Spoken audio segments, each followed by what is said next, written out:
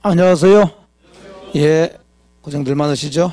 예, 이제 날이 점점 좀 더워지고 하는데, 자, 이제 교실안이 가장 좋을 때가 됐죠? 교실이 제일 좀 선선하니 주무시기도 좋고 좋잖아요. 예, 밖에 나가지 마시고, 안에서 계속, 주무시기도 하고, 책도 보시고 하시는데, 자, 벌써 이제 6월이 15일, 반이 지났네요. 진도가 꽤 100페이지 들어갈 차례죠. 담보물건요. 예, 조금 좀 빨리 달려봅니다. 자, 물권법에서 담보물건은 유치권하고 이제 저당권 두 개 보여주시는데 한 4문제에서 5문제 정도 나옵니다. 꽤 많이 나온 편이죠. 소유권 파트하고 담보물건 물권법에서 그거 잘 잡으시면 돼요. 자, 우선 100페이지 보시면 담보물건 들어가면서 그 박스 안에 담보물건의 공통적 성질 하나 잡고 들어가죠. 자, 담보물건이라는 물건은 물론 물건의 기본적인 성질을 가지고 있지만 또 담보물건만의 공통적 성질을 가지고 있어요. 그 가장 기본적인 것은 담보물건이라는 것은 그냥 혼자 있을 수 없어요. 뭘 담보하기 위해서 있느냐면 항상 채권이에요. 채권 없는 담보물건이 있을 수가 없습니다. 자, 그러면 이 채권이라는 권리가 주고 담보물건이 종이에요. 돈을 빌렸으니까 저당권 설정한다는 얘기예요. 돈도 빌리지 않았는데 저당권 설정한다. 그런 일은 있을 수 없다는 거예요. 예. 자, 그러면 여기서 이제 주종관계 있다 그러면은 이건 아예 법적으로 그냥 주종관계 딱 잡혀주니까 부종성과 수반성이라는 게 아주 명백하게 드러납니다. 여기는. 예. 그러니까 부종성, 종은 주인의 운명을 같이 한다는 거예요. 그러니까 주인이 있어야 종이 있는 거고 주인 없어지면 종도 없어지는 거예요. 자, 이걸 이제 부종성이라고 그래요. 수반은 따라다닌다는 얘기니까 종은 주인 따라다닌다는 얘기죠. 지난번에 아마 지역권에서 살짝 얘기했을 거예요. 그러니까 채권 넘기면 기본적으로 담보물건도 넘어가야 돼요. 물론 이제 물건이니까 등기를 해야 되겠지만 기본적으로 채권 넘기면서 담보물건도 같이 넘어가는데 이 부종성이라는 것은 절대적인 것은 아닙니다. 그냥 채권만 넘기고 담보물건은 안 넘기겠다. 지들끼리 약정할 수 있어요. 그럼 담보물건은 없어져 버리는 거죠. 그러니까 무담보 채권만 이제 넘긴다는 얘기지. 뭐 받는 사람이 그렇게 하겠다는 얘기니까. 다만 반대로 채권과 분리해서 담보물건만 다른 사람한테 넘긴다. 이럴 수는 없어요. 이것은. 예. 자, 거기 1번, 2번 부종성하고 수반성 얘기인데, 자, 부종성 동그라미 1번 피담보 채권이 성립하지 않으면 담보물건도 성립하지 않고요. 또 2번 피담보 채권이 소멸하면 담보물건도 자동으로 소멸하는 거예요. 이것도. 자, 수반성 따라다닌다. 즉 동그라미 1번 피담보 채권 이전되면 주인이 이전되면 담보물건도 따라서 이전되는 걸 말하는데, 동그라미 2번에 다만 이 수반성은 절대적인 것은 아니므로 피담보 채권 처분이 있음에도 불구하고 담보권의 처분이 따르지 않는 특별한 사정이 있는 경우, 그런 경우가 있다는 거죠. 그럼 채권 양수인은 담보권이 없는 무담보 채권을 양수하는 것이 되고 채권 처분에 따르지 않는 담보권은 그대로 소멸이 됩니다. 자, 그 다음에 3번 불가분성은 이제 주종관계는 아니고 물론 어쨌든 간에 채권과의 관련이지만 불가분, 나눌 수 없다. 자, 여기서 지역권에서 얘기하는 불가분성하고 좀 다릅니다. 그때는 사람이 여러 사람일 때 가지려면 다 갖고 안 가지려면 다 갖지 말아라 이 얘기인데, 그건 이게 아니고 채권은 나눠질 수 있단 말이에요. 채권은 갑이 을한테 1억을 빌리고, 자, 이게 이제 그럼 을의 입장에서는 1억의 채권을 이제 있는 거죠. 그리고 저 건물에다가 저당권이라는 담보물건을 설정했다. 저당권이라는 담보물건이 있고요. 그럼 을은 1억 받을 채권과 저 물건, 부동산에 대한 저당권, 이 두 개의 권리 가지고 있는 거예요.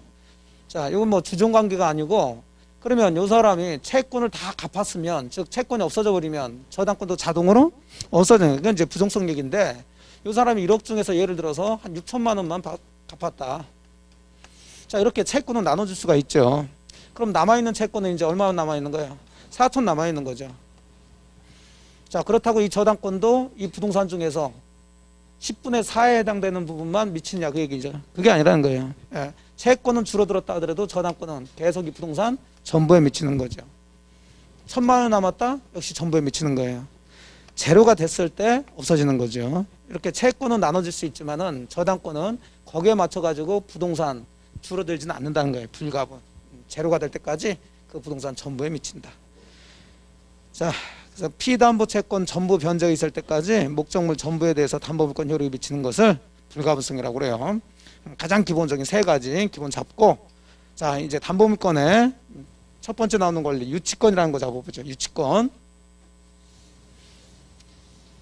자 유치권은 우리가 이제 밖에서는 유치권이라는 얘기는 잘 듣지 않지만 사실 유치권 굉장히 많이 행사를 한다고 그랬고, 가장 흔하게 제가 말씀드리는 게 자동차 생각하시면 된다고 그랬어요. 제가 여러분들이 만일에 자동차 카센터를 운영하는데 제가 자동차 여러분들한테 고쳐달라고 맡겼다. 자 그래서 여러분이 자동차를 고치면 여러분 저한테 자동차 수리비라는 채권이 발생하게 되죠. 자 그럼 제가 자동차 수리비를 주지도 않는데 그 자동차 내놔라 그러면 여러분 주나요? 안 주죠. 뭐 행사하는 거예요? 그 유치권 행사하는 거죠. 예. 자동차 수리비 채권을 줄 때까지는 여러분도 제 자동차를 주지 않겠다. 자 이런 걸 유치권이라는 거예요. 그걸 굳이 여러분하고 저하고 계약을 해서 발생하는 게 아니죠. 그건 자동으로 발생하는 거예요. 예. 이 세상에 그런 것도 굉장히 많죠. 예. 자 그래서 유치권은 의의를 보시게 되면, 자 유치권이란 그래서 자동으로 발생되기 때문에 항상 이것은 이제 법정담보물권이라고 그러는데, 어느 때 그런 발생하느냐 항상 그거 물어봐요. 지상권도 법정상권은 어느 때 성립하느냐 그런 거 물어보듯이. 예. 자 그러면 이제 법에 다 정해져 있으니까 그 법에 정해져 있는 요건을 찬찬히 따지는 거예요. 법은. 그럼 요건을 따지려면 요건에 해당되는 기준을 이제 우리가 기억을 하셔야 되겠죠. 자 유치권이라 하면서 좀 전에 제가 말씀드렸던 여러분이 카센터 한번 생각하면서 들어가 보세요. 여러분이 제 자동차를 지금 유치 잡고서 저한테 안 주는 거죠. 그럼 그 자동차는 여러분 건가요? 남의 건가요? 남의 거야 돼. 여러분이 여러분 자동차를 가지고 나 유치하겠다 그런 얘기 할 얘기가 없어요. 그래서 일단 유치권은 타인 물건이에요. 타인 물건. 의의에서 다 나온다고요. 자 유치하려면 당연히 그 자동차를 여러분이 뭘 하고 있어야 돼요? 점유를 하고 있어야죠. 저한테 주지 않으려면은 점유를 해야 돼요. 유치권이 발생되려면. 자 그 다음에 이제 채권이 있어야 되는데, 여러분이 저한테 돈을 빌려주고 제가 돈을 안 갚는다고 제 자동차를 가지고 가서 나 유치하겠다 그런 일을 할 수가 없어요. 그런 것은. 그런 채권 가지면 안 돼요. 제 자동차를 여러분이 고쳤을 때, 자 고친 것으로부터 나오는 수리비 채권이 나오죠. 그거 안 주니까 그 자동차를 돌려주지 않겠다 그 얘기죠. 그럼 항상 그 유치권이 성립되려면 여러분이 유치하고 있는 그 물건으로부터 나온 채권이어야 돼요. 물건으로 나온 거, 뭐 공사대금이라든지 수리비라든지 이런 것들.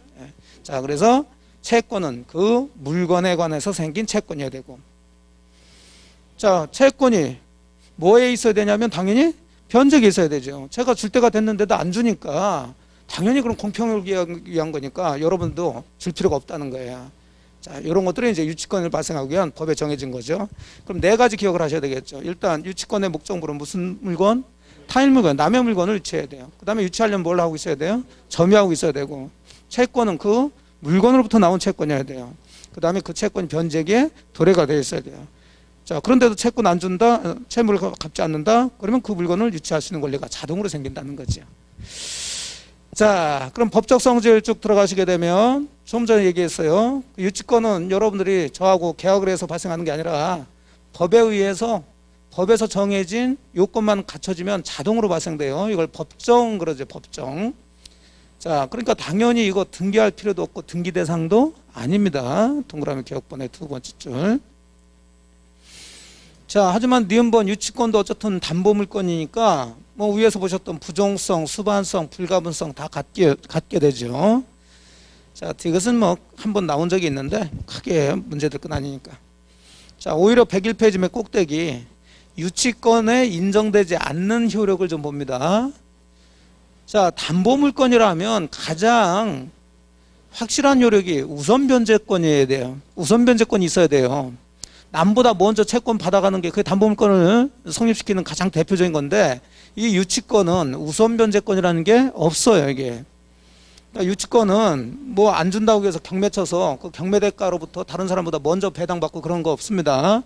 다만 심리적으로 압박을 하는 거예요. 제가 자동차 필요하면 자 여러분들이 돈 가지고 가져가라 이거죠. 그럼 필요하면 거기서 계속 심리적으로 압박을 해가지고 필요하면 돈 주고 가져가라는 거예요. 그럼 돈 주지 않으면은 아무리 필요하다 하더라도 안 주겠다는 얘기죠. 그래서 약간 간접적인 그런 권리가 되고 있고, 그 다음에 앞쪽에서 보신 것처럼 유치권에 대한 물권저촉권 인정되지 않죠. 다만 유치권자는 점유는 하고 있으니까 점유권에 대한 물권저촉권 인정되겠죠. 그 다음에 이제 물상대유라는 게 있는데, 자, 이건 또 이제 뒤쪽에 저당권에서 배우시지만, 결국 우선 변제권이 없기 때문에 물상대유라는 것도 인정되지 않아요. 그 다음에 추구표, 이것도 없는데, 추구표까지 뭐 크게 문제를 없고, 그래서 유치권에 인정되지 않는 거, 우물에 물이 없네. 우물물 없어요. 우물물 없어요. 뭐 추까지 들어가도 되는데, 우물물 추 없다 뭐 하셔도 되는데, 추구표는 뭐 그렇게 많이 나오진 않으니까. 자, 기본적인 잡으시고 이제 본격적으로 들어갑니다. 2번. 자, 유치권 성립되냐 안 되냐, 행사할 수 있냐 없냐, 이거 따지는 거죠. 그럼 아까 보셨던 거 그거 다시 들어가는 거예요. 일단 유치권이 성립되려면 유치권자 자기 물건, 남의 물건이어야 돼요. 그럼 남의 물건이기만 하면 돼요. 자기 물건만 아니면 되는 거죠. 꼭 채무자 물건일 필요는 없다. 그래서 동그라미 1번에 타인 소유기만 하면 되니까 뭐 제3자든 채무자든 상관이 없어요. 그러면 반대로 유치권자가 자기 물건이라면 그럼 당연히 이것은 유치권이라는 게 성립될 수가 없죠. 여러분 자동차에 대해서 나 유치하겠다. 백날 유치해봐야 여러분 거야 이것은. 예, 그럴 수가 없어요. 그 대표적인 게 동그라미 2번인데 수급인의 공사대금 채권인데 물론 공사대금 채권 안 주면 수급인 공사한 사람도 유치권 행사할 수 있어요. 보통 우리가 다니다가 이제 건물 같은 것들에 이제 유치권 행사가 보통 이게 공사대금인데, 근데 여기서는 공사대금이 포인트가 아니라, 자, 두 번째 줄 맨 끝에 기성 부분, 이미 건축된 부분은 누구의 소유? 수급인 소유. 이게 포인트예요.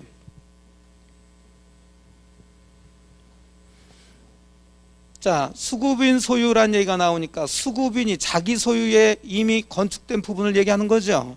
그러면 그 공사대금 안 준다고 해서 수급인은 이에 대해서 유치권을 가질 수는 없다. 결론 나와줘야 되겠죠. 너무 여기 깊이 들어가지 마세요. 왜냐하면 이건 이제 우리 범위를 벗어나는 거예요. 도급계약을 들어가셔야 돼요. 예. 공사하게 되면 기본적으로 수급인 거, 도급인 거여야 돼요. 근데 예외적으로 수급인 것이 되는 경우가 있어요. 거기 재료로 어쩌고저쩌고 하는 건데 그런 걸 구별하지 마시고 우리는 그런 거 안 물어봐요. 그냥 누구 거냐 물어본다고. 그럼 써줘요 안 써줘요?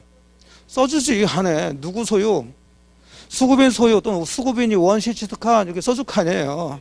그것만 보고서 문제를 푸셔야 되는 거지. 근데 힘들게 그 도급계약까지 들어가가지고 왜 이게 수급인 거냐 이걸 따지게 되니까 골치가 아파지는 거예요. 우리는 그런 게 아닌 거 아니에요. 예, 그냥 포인트만 정확히 잡으시란 말이에요. 자, 우리는 유치권을 배우는 거지 도급계약을 배우는 게 아니에요. 그러면 유치권에서 수급인 나와서 공사대금 채권 가지고 유치권 행사할 수 있다 그러면 일반적으로 할 수 있어요 없어요? 아, 있다니까.